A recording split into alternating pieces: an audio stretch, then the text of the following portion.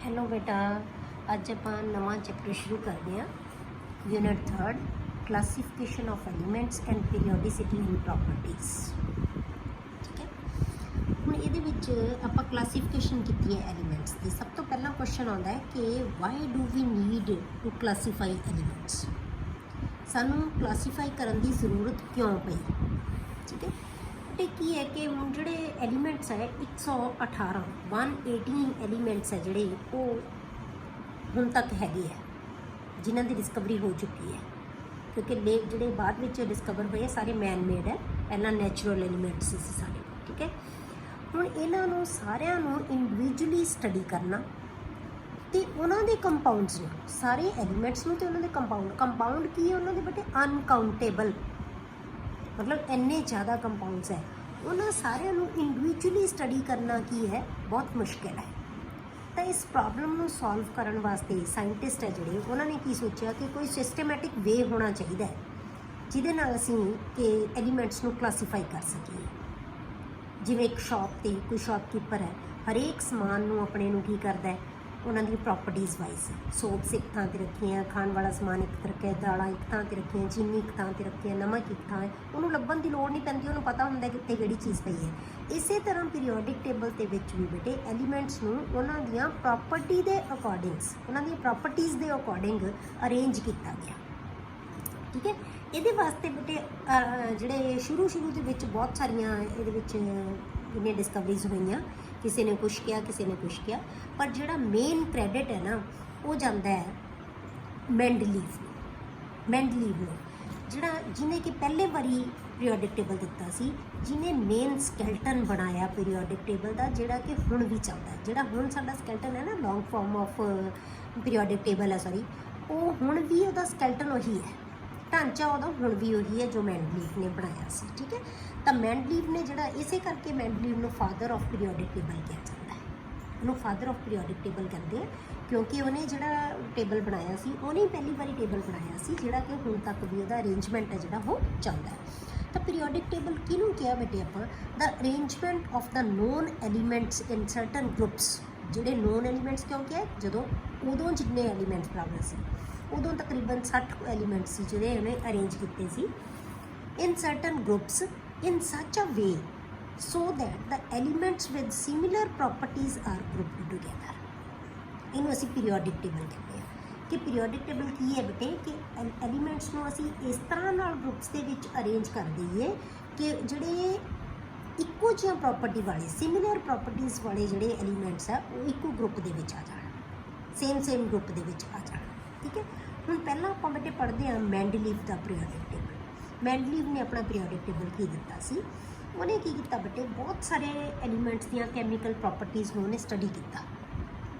ठीक है, उन्होंने विचों फिर उन्होंने स्टडी करने तो बाद उन्हें एक जिहड़ा हैगा पीरियोडिक लॉ है जिहड़ा वो पब्लिश किया, फस्ट टाइम उन्हें दिता सी। उन्हें फस्ट टाइम जिहड़ा पीरियोडिक लॉ है जिहड़ा पब्लिश किया सी, जिन्होंने असीं कहने Mendeleev's periodic law, Mendeleev's periodic law. ये लॉ की कहता है बेटे, the physical and chemical properties of the elements are the periodic functions of their atomic masses. हुणे मैंडलीव द पीरियोडिक लॉ है, the physical and chemical properties of elements are periodic function of their atomic masses. ये कहता कि जिहड़े elements दी physical ते chemical properties है ना वो उन्हां दे एटॉमिक मासेस दे बेस ते बनाई हैगी। पीरियोडिक फंक्शन का मतलब जिहड़ी चीज़ बार बार किसी खास समय तो बाद रिपीट होंदी है ना उन्होंने कहते हैं पीरियोडिक। ठीक है, जिवें डे नाइट है पीरियोडिक है, इन्ने टाइम तो बाद इन्हें रिपीट होना ही होना है। मतलब ये कहता कि रेपीटिशन है ना जिहड़ा प्रॉपर्टीज़ का, ये periodic functions of their atomic, कि उन्होंने एटॉमिक मासिस ते डिपेंड करता है कि सर्टन नंबर तो बाद, इन्ने मास नंबर तो बाद जिहड़ियां प्रॉपर्टीज़ वो दोबारा रिपीट होणगियां। इन्हें जिहड़ा हैगा उन्होंने मासिस नूं किया कि पीरियोडिक फंक्शनस। ठीक है, हुण मैंडलीव ने की किया कि जिहड़े अरेंज किए उदों जिहड़े एलीमेंट प्रेजेंट सी उन्होंने अरेंज किया उन्होंने हॉरिजोंटल रोज़ ते वर्टिकल रोज़ दे विच। ठीक है, वर्टिकल कॉलम्स बनाते ते हॉरिजोंटल रोज़। जिहड़े वर्टिकल कॉलम सी किवें अरेंज किया उन्होंने in the increasing order of their atomic masses. Mendeleev arranged the elements known at that time in horizontal rows and vertical columns in order of their increasing atomic masses. मतलब जिमें जिमें atomic mass ਵਧੀ ਜਾਂਦਾ ਸੀ ਉਵੇਂ ਉਵੇਂ ਉਹਨੇ ਲਾਈਨਾਂ ਬਣਾਤੀਆਂ, vertical rows भी बनाइयाँ, horizontal rows भी बनाइयाँ, ठीक है। horizontal ਤੇ vertical दोनों चीज़ां बनाते, vertical columns बनाते, ठीक, horizontal rows बनाते, ਉਹਨੂੰ rows कहते। ਹੁਣ ਇਹਨਾਂ ਨੇ ਜਿਹੜੇ ਐਲੀਮੈਂਟ ਸੀ ਸਿਮਿਲਰ ਪ੍ਰੋਪਰਟੀਜ਼ ਵਾਲੇ, ਉਹਨਾਂ ਨੇ ਉਹਨੂੰ ਵਰਟੀਕਲ ਰੋਜ਼ ਦੇ ਵਿੱਚ ਰੱਖਿਆ, ਠੀਕ ਹੈ। ਜਿਨ੍ਹਾਂ ਐਲੀਮੈਂਟਸ ਦੀਆਂ ਪ੍ਰੋਪਰਟੀਜ਼ ਸੇਮ ਆਉਂਦੀਆਂ ਸੀ ਉਹਨੂੰ ਕੀ ਕੀਤਾ ਉਹਨਾਂ ਨੇ ਵਰਟੀਕਲ ਰੋਜ਼ ਦੇ ਵਿੱਚ, ਠੀਕ ਹੈ। ਵਰਟੀਕਲ ਰੋਜ਼ ਜਿਹਨੂੰ ਉਹਨੇ ਕਾਲਮਸ ਕਿਹਾ ਸੀ, ਉਹਨਾਂ ਦਾ ਹੁਣ ਨਾਮ ਰੱਖਤਾ ਉਹਨੇ ਗਰੁੱਪਸ, ਠੀਕ ਹੈ। ਤਾਂ ਵਰਟੀਕਲ ਰੋਜ਼ ਨੂੰ ਕੀ कहता ਗਰੁੱਪਸ, ਜਿਹਦੇ ਵਿੱਚ ਸਿਮਿਲਰ ਪ੍ਰੋਪਰਟੀਜ਼ ਵਾਲੇ ਐਲੀਮੈਂਟਸ ਨੂੰ ਰੱਖਿਆ ਗਿਆ। The horizontal rows were known as periods. ਤਾਂ ਜਿਹੜੀਆਂ हॉरिजॉन्टल रोज ਬਣਾਈਆਂ ਸੀ ਉਹਨੂੰ ਕੀ ਨਾਮ ਦਿੱਤਾ ਬੇਟੇ ਉਹਨੇ ਪੀਰੀਅਡਸ ਦਾ, ਠੀਕ ਹੈ। ਹੁਣ ਉਹਨੇ ਕੀ ਕੀਤਾ ਬੇਟੇ, ਜਿਹੜੇ ਅਰੇਂਜ ਕਰ ਰਿਹਾ ਸੀ ਜਦੋਂ ਐਲੀਮੈਂਟਸ ਆਫ ਗਰੁੱਪਸ ਤੇ ਪੀਰੀਅਡਸ ਦੇ ਵਿੱਚ, ਜਿਹੜਾ ਉਹਨੇ ਮੇਨ ਸਟ੍ਰੈਸ ਦਿੱਤਾ ਨਾ ਉਹ ਪ੍ਰੋਪਰਟੀਜ਼ ਦੇ ਉੱਤੇ ਦਿੱਤਾ। ਤਾਂ ਮੈਂਡਲੀਵ ਲੇਡ ਮੇਨ ਸਟ੍ਰੈਸ ਜਾਂ more stress on similar properties and ignored the order of atomic masses. Atomic masses ਦੇ ਆਰਡਰ ਨੂੰ ਇਗਨੋਰ ਵੀ ਕਰਤਾ, ਕਿਤੇ ਕਿਤੇ ਉਹਨੂੰ ਚੇਂਜ ਕਰਨਾ ਪਿਆ ਤਾਂ ਚੇਂਜ ਕਰਤਾ, ਪਰ ਪ੍ਰੋਪਰਟੀਜ਼ ਨੂੰ ਉਹਨੇ ਪੀਰੀਓਡਿਟੀ ਦਿੱਤੀ। ਮਤਲਬ ਕਿ ਇਹ ਸੇਮ ਪ੍ਰੋਪਰਟੀ ਵਾਲੇ ਐਲੀਮੈਂਟ ਹੈ ਜਿਹੜੇ ਉਹ ਇੱਕ ਗਰੁੱਪ 'ਚ ਆਉਣੇ ਚਾਹੀਦੇ ਸੀ, ਕਿਤੇ ਕਿਤੇ ਉਹਨੂੰ ਮਾਸ ਦਾ ਵੀ ਡਿਫਰੈਂਸ ਹੈ ਜਿਹੜਾ ਉਹ ਦੇਖਣਾ ਪੈ ਗਿਆ, ਉਹਨੂੰ ਮਤਲਬ ਇਗਨੋਰ ਕਰਤਾ ਉਹਨੇ। ਫੋਰ ਐਗਜ਼ਾਮਪਲ ਐਲੀਮੈਂਟ ਆਰਗਨ, ਉਦੋਂ ਜਿਹੜਾ ਅਟੋਮਿਕ ਮਾਸ ਉਹਨੇ ਮੰਨਿਆ ਸੀ ਉਹਦਾ atomic mass 39.9 C, was placed before potassium having atomic mass 39.1। ਆਪਾਂ ਕਿਹਾ ਕਿ ਉਹਨਾਂ ਨੂੰ ਇਨਕਰੀਜ਼ਿੰਗ ਆਰਡਰ ਦੇ ਵਿੱਚ ਰੱਖਿਆ, ਪਰ ਆਰਗਨ ਨੂੰ ਉਹਨੇ ਅੱਗੇ ਰੱਖਿਆ, ਉਹਦਾ 39.9 ਸੀ ਮਾਸ, ਪਰ ਪੋਟਾਸ਼ੀਅਮ ਦਾ 39.1 ਸੀ, ਇਹਨੂੰ ਪਿੱਛੇ ਰੱਖਿਆ। ਕਿਉਂ ਰੱਖਿਆ? ਕਿਉਂਕਿ ਆਰਗਨ ਜਿਹੜੇ ਗਰੁੱਪ 'ਚ ਉਹਨੇ ਰੱਖਿਆ ਉਹਦੀਆਂ ਉਸ ਗਰੁੱਪ ਦੇ ਨਾਲ ਪ੍ਰੋਪਰਟੀਜ਼ ਮੈਚ ਕਰਦੀਆਂ ਸੀ, ਪਰ ਪੋਟਾਸ਼ੀਅਮ ਦੀਆਂ ਉਸ ਗਰੁੱਪ ਨਾਲ ਪ੍ਰੋਪਰਟੀਜ਼ ਮੈਚ ਨਹੀਂ ਕਰਦੀਆਂ ਸੀ, ਇਸ ਕਰਕੇ ਉਹਨਾਂ ਦੀ ਪੋਜੀਸ਼ਨ ਨੂੰ ਉਹਨੇ ਕੀ ਕੀਤਾ, ਬਦਲਤਾ, ਠੀਕ ਹੈ। Because while argon resemble rest of the elements, ਜਿਹਨਾਂ ਨੂੰ ਨੋਬਲ ਗੈਸਿਸ ਕਿਹਾ ਸੀ, placed in its group the element potassium does not, ਕਿ ਜਿਹੜੀਆਂ ਐਲੀਮੈਂਟ ਪੋਟਾਸ਼ੀਅਮ ਸੀ ਉਹਦੀਆਂ ਪ੍ਰੋਪਰਟੀਜ਼ ਉਹਨਾਂ ਨਾਲ ਮੈਚ ਨਹੀਂ ਕਰਦੀਆਂ ਸੀ, ਪਰ ਆਰਗਨ ਦੀਆਂ ਉਸ ਗਰੁੱਪ ਨਾਲ ਕਰਦੀਆਂ ਸੀ, ਇਸ ਕਰਕੇ ਆਰਗਨ ਨੂੰ ਪਹਿਲਾਂ ਰੱਖਤਾ, ਪੋਟਾਸ਼ੀਅਮ ਨੂੰ ਬਾਅਦ 'ਚ ਰੱਖਿਆ, ਠੀਕ ਹੈ। ਦੂਸਰੀ ਮੇਨ ਚੀਜ਼ ਉਹਨੇ ਕੀ ਕੀਤੀ ਬੇਟੇ, ਉਹਨੇ ਜਿਹੜਾ ਜਦੋਂ ਪੀਰੀਓਡਿਕ ਟੇਬਲ ਬਣਾਇਆ ਸੀ ਉਹਨੇ ਸਰਟਨ ਗੈਪਸ ਛੱਡਤੇ। He also left certain gaps in his table। ਆਪਦੇ ਟੇਬਲ 'ਚ ਉਹਨੇ ਕੁਛ ਗੈਪ ਹੈ ਜਿਹੜੇ ਉਹ ਛੱਡਦੇ। ਉਹ ਗੈਪ ਕਿਉਂ ਛੱਡੇ? ਕਿਉਂਕਿ ਉਹ ਕਹਿੰਦਾ ਕਿ ਇਹ ਪ੍ਰੋਪਰਟੀਜ਼ ਵਾਲੇ ਜਿਹੜੇ ਐਲੀਮੈਂਟ ਡਿਸਕਵਰ ਹੋਏ ਨਹੀਂ ਸੀ ਹਲੇ ਵੀ ਹੋਣਗੇ। ਇਸ ਪ੍ਰੋਪਰਟੀਜ਼ ਵਾਲੇ ਐਲੀਮੈਂਟਸ ਉਹਨੇ ਥਾਂ ਛੱਡਤਾ ਕਿ ਇੱਥੇ ਇਸ ਪ੍ਰੋਪਰਟੀ ਵਾਲਾ ਐਲੀਮੈਂਟ ਆਉਣਾ ਚਾਹੀਦਾ ਹੈ, ਤੇ ਉਹਨੇ ਉਹਦੀਆਂ ਕੁਛ ਪ੍ਰੋਪਰਟੀਜ਼ ਵੀ ਡਿਸਕਵਰ ਕਰਤੀਆਂ, ਦੱਸਤੀਆਂ ਉਹਦੀਆਂ ਪ੍ਰੋਪਰਟੀਜ਼। ਜਿਵੇਂ ਐਗਜ਼ਾਮਪਲ ਆਪਾਂ ਲਈਏ, ਫਾਰ ਐਗਜ਼ਾਮਪਲ ਗੈਲੀਅਮ ਐਂਡ ਜਰਮੇਨੀਅਮ। ਗੈਲੀਅਮ ਤੇ ਜਰਮੇਨੀਅਮ ਉਦੋਂ ਦੋਨੋਂ ਅਨਨੋਨ ਸੀਗੇ, ਵਰ ਅਨਨੋਨ ਐਟ ਦੈਟ ਟਾਈਮ, ਉਦੋਂ ਨਹੀਂ ਸੀ ਇਹ ਐਲੀਮੈਂਟ ਡਿਸਕਵਰ ਨਹੀਂ ਸੀ ਹੋਏ। He left gap under silicon and under aluminium. Aluminium ਤੇ ਸਿਲੀਕੋਨ ਦੇ ਅੰਡਰ ਉਹਨੇ ਇੱਕ ਗੈਪ ਛੱਡਤਾ, ਇੱਕ ਗੈਪ ਛੱਡਤਾ। ਜਿਹੜਾ ਸਿਲੀਕੋਨ ਦੇ ਅੰਡਰ ਰੱਖਿਆ ਉਹਨੂੰ ਕਹਤਾ ਉਹਨੇ ਇੱਕਾ ਸਿਲੀਕੋਨ, ਤੇ ਜਿਹੜਾ ਐਲੂਮੀਨੀਅਮ ਦੇ ਅੰਡਰ ਗੈਪ ਛੱਡਿਆ ਉਹਨੂੰ ਕਹਤਾ ਉਹਨੇ ਇੱਕਾ ਐਲੂਮੀਨੀਅਮ। ਮਤਲਬ ਐਲੂਮੀਨੀਅਮ ਵਰਗਾ ਤੇ ਸਿਲੀਕੋਨ ਵਰਗਾ। ਉੱਥੇ ਐਲੀਮੈਂਟ ਉਹਨੇ ਕਿਹਾ ਸਿਲੀਕੋਨ ਦੇ ਥੱਲੇ ਜਿਹੜਾ ਐਲੀਮੈਂਟ ਆਏਗਾ ਉਹ ਸਿਲੀਕਨ ਵਰਗਾ ਹੋਏਗਾ, ਜਿਹੜਾ ਐਲੂਮੀਨੀਅਮ ਦੇ ਨੀਚੇ ਐਲੀਮੈਂਟ ਆਏਗਾ ਉਹ ਐਲੂਮੀਨੀਅਮ ਵਰਗਾ ਹੋਏਗਾ, ਠੀਕ ਹੈ। ਤੇ ਉਹਨੇ ਉਹਦੀਆਂ ਕੁਝ ਪ੍ਰੋਪਰਟੀਜ਼ ਨੂੰ, general properties, general physical properties ਨੂੰ ਵੀ ਉਹਨੇ ਡਿਸਕ੍ਰਾਈਬ ਕਰਤਾ। ਕਲੀਅਰ ਹੋ ਗਿਆ ਕਿ ਉਹਨੇ ਦੱਸਿਆ ਕਿ ਇਹ ਉਹਦੀਆਂ ਪ੍ਰੋਪਰਟੀਜ਼ ਹੋਣੀਆਂ ਚਾਹੀਦੀਆਂ, ਔਰ ਬਾਅਦ 'ਚ ਬੇਟੇ ਇਹੀ ਐਲੀਮੈਂਟਸ ਗੈਲੀਅਮ ਤੇ ਜਰਮੇਨੀਅਮ ਡਿਸਕਵਰ ਹੋਏ ਤੇ ਉਹ ਉੱਥੇ ਹੀ ਫਿੱਟ ਹੋਏ, ਉਹਨਾਂ ਨਾਲ ਹੀ ਉਹਨਾਂ ਦੀਆਂ ਪ੍ਰੋਪਰਟੀਜ਼ ਮੈਚ ਕਰਦੀਆਂ ਸੀ, ਜਿਹੜੇ ਗੈਪਸ ਉਹਨੇ ਛੱਡੇ ਸੀ ਉੱਥੇ ਹੀ ਫਿੱਟ ਹੋਏ। ਕਲੀਅਰ? ਹੁਣ ਆਪਾਂ ਪੜ੍ਹਦੇ ਹਾਂ ਬੇਟੇ description of Mendeleev's periodic table. ਹੁਣ ਮੈਂਡਲੀਵ ਦੇ ਪੀਰੀਓਡਿਕ ਟੇਬਲ ਦੀ ਡਿਸਕ੍ਰਿਪਸ਼ਨ ਕੀ ਹੈ, ਕਿਵੇਂ ਕਿਵੇਂ ਬਣਾਇਆ ਉਹਨੇ ਕਿਹਾ ਕਿ the vertical rows are called groups. ਉਹਨੇ ਕਿਹਾ ਕਿ ਵਰਟੀਕਲ ਰੋਜ਼ ਹੈ ਜਿਹੜੀਆਂ ਉਹ ਗਰੁੱਪਸ ਕਿਹਾ ਉਹਨੇ, and horizontal rose are called periods. ਉਹਨੇ ਕੀ ਨਾਮ ਦਿੱਤਾ? ਪੀਰੀਅਡਸ ਦਾ, ਠੀਕ ਹੈ। ਹੁਣ ਉਹ ਕਹਿੰਦਾ ਕਿ ਉਹਦੇ ਪੀਰੀਓਡਿਕ ਟੇਬਲ ਦੇ ਵਿੱਚ ਉਹਨੇ 9 ਗਰੁੱਪਸ ਬਣਾਏ, ਠੀਕ ਹੈ। ਦੇਰ ਆਰ 9 ਗਰੁੱਪਸ, ਰੋਮਨ ਨਿਊਮਰਲਸ ਦੇ ਵਿੱਚ ਨਾਮ ਲਿਖੇ 1 2 3 4 5 6 7। 8 तक एंड 0 ग्रुप, मतलब कितने ग्रुप हो बेटे 9 ग्रुप्स हो गए। ठीक है, पर की कीता उन्हें ग्रुप 1 to 7 डिवाइडेड इनटू 2 सब ग्रुप्स ए एंड बी, मतलब 1 to 7 ग्रुप्स ਸੀ ਜਿਹੜੇ ਉਹਨੇ ਦੋ ਗਰੁੱਪਸ ਦੇ ਵਿੱਚ ਉਹਦੇ ਸਬ ਗਰੁੱਪ ਬਣਾਤੇ ਏ ਤੇ ਬੀ। ਇਹਦਾ ਮਤਲਬ ਕਿੰਨੇ ਹੋ ਗਏ ਬੇਟੇ 7 2s are 14 ਗਰੁੱਪਸ ਤਾਂ ਇਹ ਹੋ ਗਏ। ਇੱਕ ਹੋ ਗਿਆ 0 ਗਰੁੱਪ, ਕਿੰਨੇ ਹੋ ਗਏ 15। ਜਿਹੜਾ 88th ਗਰੁੱਪ ਸੀਗਾ ਉਹਨੇ ਐਲੀਮੈਂਟਸ ਜਿਹੜੇ ਅਰੇਂਜ ਕੀਤੇ ਉਦੋਂ 9 ਐਲੀਮੈਂਟਸ ਹੀ ਆਏ ਇਸ ਗਰੁੱਪ ਦੇ ਵਿੱਚ। ਉਹਨੇ ਉਹਨਾਂ ਨੂੰ 3 ਟ੍ਰੇਡਸ ਦੇ ਵਿੱਚ ਜਾਂ 3 ਗਰੁੱਪਸ ਦੇ ਵਿੱਚ ਡਿਵਾਈਡ ਕਰਤਾ, 3 ਗਰੁੱਪ ਬਣਾਤੇ। ਮਤਲਬ 8th ਗਰੁੱਪ ਸੀ ਜਿਹੜਾ ਉਹਦੇ 3 ਗਰੁੱਪ ਬਣ ਗਏ। ਟੋਟਲ ਕਿੰਨੇ ਬਣ ਗਏ ਬੇਟੇ ਜਿਹੜੇ 7 ਗਰੁੱਪਸ ਦੇ 14 ਗਰੁੱਪਸ ਤਾਂ ਬਣ ਗਏ ਏ ਬੀ ਨਾਲ, ਇੱਕ 0 ਗਰੁੱਪ ਹੋਇਆ 15 ਤੇ 3 ਗਰੁੱਪ ਕਿਹਦੇ ਬਣ ਗਏ ਬੇਟੇ 8th ਗਰੁੱਪ ਦਾ। ਤਾਂ ਟੋਟਲ ਕਿੰਨੇ ਹੋ ਗਏ 18 ਗਰੁੱਪਸ। ਤਾਂ ਸਾਡਾ ਅੱਜ ਵੀ ਪੀਰੀਓਡਿਕ ਟੇਬਲ ਹੈ ਨਾ ਜਿਹੜੇ ਉਹਦੇ 18 ਗਰੁੱਪਸ ਹੀ ਹੈ। ਤੁਸੀਂ ਵੇਖਿਆ ਹੋਣਾ ਪੀਰੀਓਡਿਕ ਟੇਬਲ, ਤਾਂ ਉਹਦੇ ਹੁਣ ਵੀ 18 ਗਰੁੱਪਸ ਹੀ ਹੈ।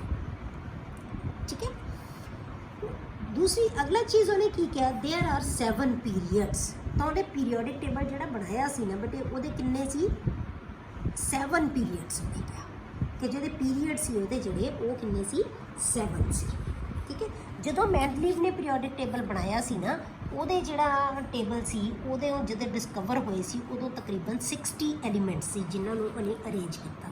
ਹੁਣ ਆਪਾਂ ਪੀਰੀਓਡਿਕ ਟੇਬਲ ਦੇਖਦੇ ਹਾਂ ਬੇਟੇ ਕਿ ਮੈਂਡਲੀਵ ਨੇ ਪੀਰੀਓਡਿਕ ਟੇਬਲ ਕੀ ਦਿੱਤਾ ਸੀ। ਕੀ ਪੀਰੀਓਡਿਕ ਟੇਬਲ ਸੀ? ਆਹ ਵਾਲਾ ਪੀਰੀਓਡਿਕ ਟੇਬਲ ਮੈਂਡਲੀਵ ਦਾ ਪੀਰੀਓਡਿਕ ਟੇਬਲ ਹੈ, ਜਿਹਦੇ ਵਿੱਚ 0 ਗਰੁੱਪ ਬਣਾ ਲਿਆ, ਫਿਰ ਫਸਟ ਗਰੁੱਪ, ਫਿਰ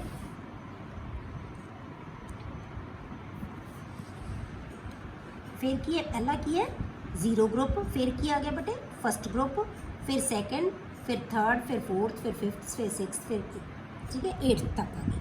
ਪਹਿਲੇ ਗਰੁੱਪ ਦੇ ਵਿੱਚ ਬੇਟੇ ਸਬ ਗਰੁੱਪ ਹੈ, ਇੱਕ ਲੈਫਟ ਸਾਈਡ ਤੇ ਰੱਖਤਾ, ਇੱਕ ਰਾਈਟ ਸਾਈਡ ਤੇ ਰੱਖਤਾ। ਇੱਥੇ ਲੀਥੀਅਮ ਆ ਗਿਆ, ਇਹ ਸੋਡੀਅਮ ਆ ਗਿਆ, ਇਹ 2 ਗਰੁੱਪ 2 ਐਲੀਮੈਂਟਸ ਆ ਗਏ ਨਾ ਇਹਦੇ ਵਿੱਚ। ਇੱਦਾਂ ਹੀ ਇਹਦੇ ਹਰੇਕ ਦੇ A ਤੇ B ਗਰੁੱਪ ਬਣਾ ਲਏ, ਐਵੇਂ ਸਾਰੇ ਗਰੁੱਪਸ ਦੇ ਕਿੱਥੋਂ ਤੱਕ 7 ਤੱਕ। 8th ਗਰੁੱਪ ਦੇ ਵਿੱਚ ਕਿੰਨੇ ਐਲੀਮੈਂਟ ਆ ਗਏ ਬੇਟੇ 3 1 2 3। ਇਸੇ ਤਰ੍ਹਾਂ ਇਹਦੇ ਵਿੱਚ ਕਿੰਨੇ ਐਲੀਮੈਂਟਸ ਸੀ ਉਦੋਂ 9 ਸੀ, 3 ਦੇ 3 ਗਰੁੱਪ ਬਣਾਤੇ, 8th ਗਰੁੱਪ ਵੀ ਹੋ ਗਿਆ ਪੂਰਾ। ਠੀਕ ਹੈ, ਤਾਂ ਇਸ ਤਰ੍ਹਾਂ ਨਾਲ ਉਹਨੇ ਸਾਰਾ ਪੀਰੀਓਡਿਕ ਟੇਬਲ ਹੈ ਜਿਹੜਾ ਉਹ ਆਪਣਾ ਅਰੇਂਜ ਕੀਤਾ ਸੀ। ਇਹ ਉਹਦਾ ਪੀਰੀਓਡਿਕ ਟੇਬਲ ਹੈ। ਹੁਣ ਇੱਦਾਂ ਨਹੀਂ ਹੈ ਹਰੇਕ ਗਰੁੱਪ ਇੰਡੀਵਿਜੂਅਲ ਗਰੁੱਪ ਹੈ, ਪਰ ਇਹਨੇ ਗਰੁੱਪ ਤਾਂ ਏ ਬੀ ਕਰਕੇ ਟੋਟਲ ਤਾਂ ਉਹ ਬਣਾਤੇ ਨਾ, 3 ਇਹਦੇ ਬਣ ਗਏ, 2 ਇਹਨਾਂ ਬਣ ਗਏ, ਇੱਕ 0 ਗਰੁੱਪ ਬਣ ਗਿਆ। ਤਾਂ ਇਹਨੇ ਬਣਾਏ ਕਿੰਨੇ ਬੇਟੇ ਟੋਟਲ ਜਿਹੜੇ ਐਲੀਮੈਂਟਸ ਹੈ ਔਰ ਟੋਟਲ ਗਰੁੱਪ ਬਣੇ ਇਹਦੇ ਉਹ 18 ਹੀ ਬਣਾਏ ਸੀ। ਠੀਕ ਹੈ, ਹੁਣ ਇਹਦੇ ਵਿੱਚ ਇਹਦੇ ਬੇਟੇ ਕੀ ਅਚੀਵਮੈਂਟਸ ਕੀ ਕਿਹਾ ਜਾਂਦੀ ਹੈ ਪੀਰੀਓਡਿਕ ਟੇਬਲ ਦੀਆਂ ਇਹਦੀਆਂ? ਇਹ ਕਿਹਾ ਜਾਂਦਾ ਹੈ ਕਿ ਇਹਨੇ ਸਿਸਟੇਮੈਟਿਕ ਸਟੱਡੀ ਹੋ ਜਾਂਦੀ ਹੈ ਇਹਦੇ ਨਾਲ, ਅਰੇਂਜ ਕਰਤਾ ਉਹਨਾਂ ਨੂੰ, ਤੇ ਉਹਨੇ ਕੁਝ ਐਲੀਮੈਂਟਸ ਦੀਆਂ ਡਿਸਕਵਰੀ ਹੋਣ ਵਾਸਤੇ ਦੱਸਤਾ ਕਿ ਇੱਦਾਂ ਦੇ ਐਲੀਮੈਂਟਸ ਹੈ ਜਿਹੜੇ ਡਿਸਕਵਰ ਹੋ ਸਕਦੇ ਆ ਕਿਉਂਕਿ ਉਹਨਾਂ ਦੀ ਡਿਸਕਵਰੀ ਆਸਾਨ ਹੋ ਗਈ। ਠੀਕ ਹੈ, ਤਾਂ ਆਸਾਨੀ ਨਾਲ ਅਸੀਂ ਇਹਨੂੰ ਰੀਪਰੋਡਿਊਸ ਕਰ ਸਕਦੇ ਹਾਂ। ਕਲੀਅਰ? ਹੁਣ ਅੱਗੇ ਬੇਟੇ ਇਹਦੇ ਡਿਫੈਕਟਸ ਕੀ ਹੈ, ਜੇ ਆਪਾਂ ਇਹਨੂੰ ਦੇਖਦੇ ਹੀ ਦੱਸਦੇ ਹਾਂ ਕਿ ਕੀ ਡਿਫੈਕਟਸ ਹੈ ਇਹਦੇ। ਸਭ ਤੋਂ ਪਹਿਲਾਂ ਤਾਂ ਪੋਜੀਸ਼ਨ ਆਫ ਹਾਈਡਰੋਜਨ। ਹੁਣ ਹਾਈਡਰੋਜਨ ਦੀ ਪੋਜੀਸ਼ਨ ਹੈ ਨਾ ਬੇਟੀ ਉਹ ਕਲੀਅਰ ਨਹੀਂ, ਕਿਉਂਕਿ ਜਿਹੜੀਆਂ ਹਾਈਡਰੋਜਨ ਦੀ ਪ੍ਰੋਪਰਟੀਜ਼ ਇਹਨਾਂ ਨਾਲ ਮੈਚ ਨਹੀਂ ਕਰਦੀਆਂ ਗਰੁੱਪ ਦੇ ਨਾਲ। ਠੀਕ ਹੈ, ਇਹ ਜਿਹੜੀਆਂ ਮੈਟਲਸ ਲਈਆਂ ਪਰ ਹਾਈਡਰੋਜਨ ਕੀ ਹੈ ਬੇਟੇ ਨਾਨ ਮੈਟਲ, ਤਾਂ ਇਹਦੀ ਪੋਜੀਸ਼ਨ ਹੈ ਜਿਹੜੀ ਉਹ ਸਹੀ ਨਹੀਂ ਹੈ। ਹੁਣ ਵੀ ਸਾਡੇ ਪੀਰੀਓਡਿਕ ਟੇਬਲ ਦੇ ਵਿੱਚ ਹਾਈਡਰੋਜਨ ਦੀ ਪੋਜੀਸ਼ਨ ਕਲੀਅਰ ਨਹੀਂ ਹੈ। ਇਹ ਡਿਫੈਕਟ ਹਲੇ ਵੀ ਸਾਡੇ ਪੀਰੀਓਡਿਕ ਟੇਬਲ ਦੇ ਵਿੱਚ ਹੈਗਾ, ਜਿਹੜਾ ਸਾਡਾ ਲੇਟੈਸਟ ਪੀਰੀਓਡਿਕ ਟੇਬਲ ਹੈ, ਲੌਂਗ ਫਾਰਮ ਆਫ ਪੀਰੀਓਡਿਕ ਟੇਬਲ ਜਿਹਨੂੰ ਅਸੀਂ ਕਹਿੰਦੇ ਹਾਂ। ਠੀਕ ਹੈ, ਦੂਸਰੀ ਚੀਜ਼ ਬੇਟੇ ਅਨੋਮਲਸ ਪੋਜੀਸ਼ਨ ਆਫ ਸਮ ਐਲੀਮੈਂਟਸ। ਕੁਛ ਐਲੀਮੈਂਟਸ ਦੀ ਪੋਜੀਸ਼ਨ ਹੈ ਜਿਹੜੀ ਅਨੋਮਲਸ ਹੈ। ਅਨੋਮਲਸ ਦਾ ਮਤਲਬ ਕੀ ਹੈ ਬੇਟੇ? ਜਿਵੇਂ ਲੀਥੀਅਮ, ਸੋਡੀਅਮ, ਪੋਟਾਸ਼ੀਅਮ, ਇਹਨਾਂ ਦੇ ਨਾਲ ਕਾਪਰ, ਸਿਲਵਰ ਤੇ 골ਡ ਨੂੰ ਰੱਖਤਾ, ਕੋਈ ਮੈਚ ਨਹੀਂ ਕਰਦੀਆਂ ਇਹਦੀਆਂ ਪ੍ਰੋਪਰਟੀਜ਼। ਇਹਨਾਂ ਲੀਥੀਅਮ, ਸੋਡੀਅਮ, ਪੋਟਾਸ਼ੀਅਮ ਨਾਲ ਕਾਪਰ, ਸਿਲਵਰ ਤੇ 골ਡ ਦੀਆਂ ਪ੍ਰੋਪਰਟੀਜ਼ ਬਿਲਕੁਲ ਮੈਚ ਨਹੀਂ ਕਰਦੀਆਂ, ਪਰ ਇੱਕ ਗਰੁੱਪ ਦੇ ਵਿੱਚ ਰੱਖਤਾ ਉਹਨਾਂ ਨੂੰ। ਕਲੀਅਰ ਹੋ ਗਿਆ? ਇਹ ਉਹਦਾ ਡਿਫੈਕਟ ਹੈ। ਅਗਲਾ ਚੀਜ਼ ਉਹਨੇ ਕਿਹਾ ਕਿ ਜਿਹੜੇ anomalous position of some elements. Anomalous position ਦਾ ਮਤਲਬ ਕੀ ਹੈ ਬੇਟੇ? ਅਨੋਮਲਸ ਦਾ ਮਤਲਬ ਡਿਫਰੈਂਟ। ਜਿਵੇਂ ਆਪਾਂ ਪੋਟਾਸ਼ੀਅਮ ਤੇ ਆਰਗਨ ਦੀ ਗੱਲ ਕੀਤੀ ਸੀ, ਆਰਗਨ ਨੂੰ ਕਿਉਂ ਪਹਿਲਾਂ ਰੱਖਿਆ, ਪੋਟਾਸ਼ੀਅਮ ਨੂੰ ਕਿਉਂ ਬਾਅਦ 'ਚ ਰੱਖਿਆ, ਇਹ ਅਨੋਮਲਸ। ਅਨੋਮਲਸ ਦਾ ਮਤਲਬ ਹੁੰਦਾ ਡਿਫਰੈਂਟ। ਅਨੋਮਲਸ ਦਾ ਮਤਲਬ ਡਿਫਰੈਂਟ। ਅੱਗੇ ਪੋਜੀਸ਼ਨ ਆਫ ਆਈਸੋਟੋਪ। ਹੁਣ ਆਈਸੋਟੋਪ ਕਿਹਨਾਂ ਨੂੰ ਕਹਿੰਦੇ ਆ? ਆਪਾਂ ਪੜ੍ਹਿਆ ਸੀ ਬੇਟੇ ਪਿਛਲੇ ਚੈਪਟਰ ਦੇ ਵਿੱਚ। ਆਪਾਂ ਆਈਸੋਟੋਪਸ ਕਿਹਨਾਂ ਨੂੰ ਕਹਿੰਦੇ ਆ? ਐਲੀਮੈਂਟਸ ਆਫ ਸੇਮ, ਜਿਹੜੇ atoms of same element which have same atomic number but different mass number, ਜਿਨ੍ਹਾਂ ਦਾ ਐਟੋਮਿਕ ਨੰਬਰ ਤਾਂ ਸੇਮ ਹੁੰਦਾ ਹੈ ਪਰ ਮਾਸ ਨੰਬਰ ਡਿਫਰੈਂਟ ਹੁੰਦਾ ਹੈ। ਜੇ ਮਾਸ ਨੰਬਰ ਡਿਫਰੈਂਟ ਹੁੰਦਾ ਹੈ ਤਾਂ ਇਹਦਾ ਮਤਲਬ ਜਿਹੜੇ ਐਲੀਮੈਂਟਸ ਹੈ, ਜਿਵੇਂ ਹਾਈਡਰੋਜਨ ਦੇ 3 ਆਈਸੋਟੋਪ ਪੜ੍ਹੇ ਸੀ ਆਪਾਂ, ਠੀਕ ਹੈ, ਪ੍ਰੋਟੀਅਮ, ਡਿਊਟਰੀਅਮ ਤੇ ਟ੍ਰੀਟੀਅਮ, ਇਹਦੇ ਤਿੰਨਾਂ ਦੇ ਮਾਸ ਅਲੱਗ-ਅਲੱਗ ਹੈ। ਇੱਕ ਦਾ ਪ੍ਰੋਟੀਅਮ ਦਾ 1 ਸੀ, ਡਿਊਟਰੀਅਮ ਦਾ 2 ਸੀ ਤੇ ਟ੍ਰੀਟੀਅਮ ਦਾ 3 ਸੀ। ਤਾਂ ਤਿੰਨਾਂ ਨੂੰ ਪੋਜੀਸ਼ਨ ਕਿੰਨੀਆਂ ਮਿਲਣੀਆਂ ਚਾਹੀਦੀਆਂ ਬੇਟੇ? 3 ਪੋਜੀਸ਼ਨਸ ਹੋਣੀਆਂ ਚਾਹੀਦੀਆਂ। ਤਾਂ ਪੀਰੀਓਡਿਕ ਟੇਬਲ ਦੇ ਵਿੱਚ ਪੋਜੀਸ਼ਨ ਕਿੰਨੀ ਮਿਲੀ ਹੈ ਹਾਈਡਰੋਜਨ ਨੂੰ? ਇੱਕੋ ਹੀ ਮਿਲੀ ਹੈ। ਤਾਂ ਮਾਸ ਦੇ ਬੇਸ ਤੇ ਜੇ ਆਪਾਂ ਬਣਾਇਆ ਤਾਂ ਤਿੰਨੋਂ ਆਈਸੋਟੋਪ ਦਾ ਮਾਸ, ਜਿਵੇਂ ਕਲੋਰੀਨ ਦੇ ਆਪਾਂ ਕੀਤੇ ਸੀ 17 ਐਂਡ 19, ਇਹਦੇ ਵਿੱਚ ਕੀ ਆਇਆ ਸੀ? ਤਾਂ ਪੋਜੀਸ਼ਨਸ ਇਹਨਾਂ ਦੀਆਂ ਕੀ ਹੋਣੀਆਂ ਚਾਹੀਦੀਆਂ? ਅਲੱਗ ਹੋਣੀਆਂ ਚਾਹੀਦੀਆਂ। ਇਸੇ ਤਰ੍ਹਾਂ ਜਿੰਨੇ ਵੀ ਆਈਸੋਟੋਪਸ ਵਾਲੇ ਐਲੀਮੈਂਟਸ ਹੈ ਉਹਨਾਂ ਸਾਰਿਆਂ ਨੂੰ ਅਲੱਗ-ਅਲੱਗ ਪੋਜੀਸ਼ਨ ਮਿਲਣੀ ਚਾਹੀਦੀ ਸੀ ਜੇ ਇਹਨਾਂ ਨੂੰ ਐਟੋਮਿਕ ਮਾਸਿਸ ਦੇ ਬੇਸ ਤੇ ਬਣਾਇਆ, ਕਿਉਂਕਿ ਉਹਨਾਂ ਦੇ ਮਾਸ ਕੀ ਹੁੰਦੇ ਆ ਬੇਟੇ? ਡਿਫਰੈਂਟ ਹੁੰਦੇ ਆ। ਪਰ ਇੱਥੇ ਇਹਨੇ ਇੱਕ ਹੀ ਪੋਜੀਸ਼ਨ ਦਿੱਤੀ ਹੈ। ਇਹ ਬਹੁਤ ਵੱਡਾ ਡਰਾਬੈਕ ਹੈ ਇਹਦੇ ਪੀਰੀਓਡਿਕ ਟੇਬਲ ਦਾ। ਅੱਗੇ ਆਪਾਂ ਕੀਤਾ ਸੀ ਬੇਟੇ, ਅਗਲਾ ਜਿਹੜਾ ਇਹਦਾ ਡਿਫੈਕਟ ਹੈ ਉਹ ਕੀ ਹੈ? No correlation of elements in sub group ਦੇ ਵਿੱਚ ਐਲੀਮੈਂਟਸ ਦਾ ਕੋਈ ਕੋਰਿਲੇਸ਼ਨ ਨਹੀਂ ਹੈਗਾ।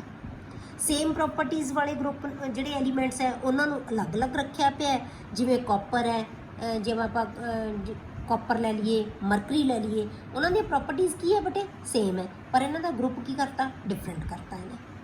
ਇਹਨਾਂ ਦੀਆਂ ਪ੍ਰੋਪਰਟੀਜ਼ ਡਿਫਰੈਂਟ ਹੈ ਪਰ ਗਰੁੱਪ ਕੀ ਰੱਖਤਾ? ਸੇਮ ਹੈ, ਠੀਕ ਹੈ। ਇਹਨਾਂ ਦੀਆਂ ਪ੍ਰੋਪਰਟੀਜ਼ ਡਿਫਰੈਂਟ ਹੈ ਪਰ ਗਰੁੱਪ ਸੇਮ ਹੈ। ਇਹਨਾਂ ਦੀਆਂ ਗਰੁੱਪ ਡਿਫਰੈਂਟ ਹੈ ਪਰ ਪ੍ਰੋਪਰਟੀਜ਼ ਕੀ ਹੈ? ਸੇਮ ਹੈ, ਠੀਕ ਹੈ। ਕੋਰਿਲੇਸ਼ਨ ਨਹੀਂ ਹੈਗਾ, ਮਤਲਬ ਸਬ ਗਰੁੱਪਸ ਦਾ ਕੀ ਹੈ? ਕੋਰਿਲੇਸ਼ਨ ਨਹੀਂ ਹੈ, ਠੀਕ ਹੈ।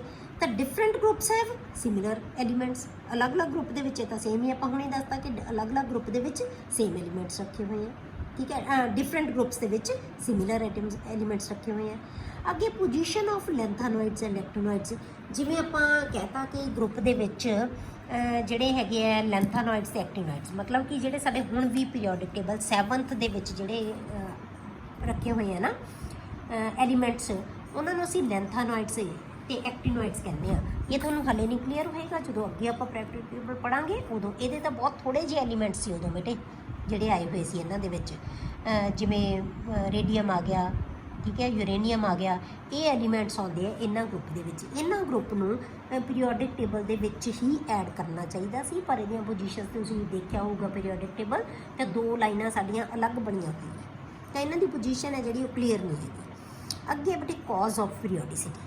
ਹੁਣ ਪੀਰੀਓਡਿਸਿਟੀ ਦਾ ਕਾਜ਼ ਕੀ ਹੈ? ਪੀਰੀਓਡਿਸਿਟੀ ਕਿਹਨੂੰ ਕਹਿੰਦੇ ਬੇਟੇ ਆਪਾਂ? ਕਿ ਆਪਾਂ ਕਹਿੰਦੇ ਆ ਕਿ ਕੁਝ ਖਾਸ ਨੰਬਰ ਦੇ ਬਾਅਦ ਜਿਹੜੀਆਂ ਪ੍ਰੋਪਰਟੀਜ਼ ਹੈ ਨਾ ਉਹਨਾਂ ਦੇ ਵਿੱਚ ਰੈਪੀਟੀਸ਼ਨ ਹੋ ਜਾਂਦਾ ਹੈ। ਉਸ ਰੈਪੀਟੀਸ਼ਨ ਨੂੰ ਅਸੀਂ ਕੀ ਕਹਿੰਦੇ ਆ? Periodicity. Repetition of properties after certain gaps is called periodicity. ਇਹ ਪੀਰੀਓਡਿਸਿਟੀ ਤਾਂ ਇਹਨੇ ਦੱਸਤੀ ਕਿ ਕੁਝ ਨੰਬਰ ਤੋਂ ਬਾਅਦ ਜਿਹੜੇ ਐਲੀਮੈਂਟਸ ਦੀਆਂ ਪ੍ਰੋਪਰਟੀਜ਼ ਹੈ ਜਿਹੜੀਆਂ ਉਹ ਰਿਪੀਟ ਹੁੰਦੀਆਂ, ਪਰ ਉਹਦਾ ਕਾਜ਼ ਕੀ ਹੈ, ਕਿਉਂ ਹੁੰਦੀਆਂ, ਉਹਨੂੰ ਐਕਸਪਲੇਨ ਨਹੀਂ ਕਰ ਸਕਿਆ, ਠੀਕ ਹੈ। ਤਾਂ ਇਹਦੇ ਡਿਫੈਕਟਸ ਹੈ। Position of hydrogen, anomalous position of some elements, position of isotopes, no correlation of elements in subgroups, different groups for similar elements, position of lanthanoids and actinoids and cause of periodicity। ਇਹ ਚੀਜ਼ਾਂ ਨੂੰ clear ਨਹੀਂ ਕਰ ਸਕਦਾ, ਨਹੀਂ ਕਰ ਸਕਿਆ, ਇਸੇ ਕਰਕੇ ਸਾਨੂੰ ਜਿਹੜੇ ਫਰਦਰ ਨਵੇਂ ਹੋਰ ਪੀਰੀਓਡਿਕ ਟੇਬਲ ਦੀ ਜ਼ਰੂਰਤ ਪਈ, ਜਿਹੜਾ ਕਿ ਹੁਣ ਆਪਾਂ ਅਗਲੀ ਵੀਡੀਓ ਦੇ ਵਿੱਚ ਕਰਾਂਗੇ। ਆਪਾਂ ਜਿਹੜਾ ਸਾਡਾ ਹੁਣ ਮਾਡਰਨ ਪੀਰੀਓਡਿਕ ਟੇਬਲ ਹੈ ਉਹਦੇ ਬਾਰੇ ਆਪਾਂ ਡਿਸਕਸ ਕਰਾਂਗੇ, ਜਿਹਨੂੰ ਅਸੀਂ ਲੌਂਗ ਫਾਰਮ ਆਫ ਪੀਰੀਓਡਿਕ ਟੇਬਲ ਕਹਿੰਦੇ ਹਾਂ।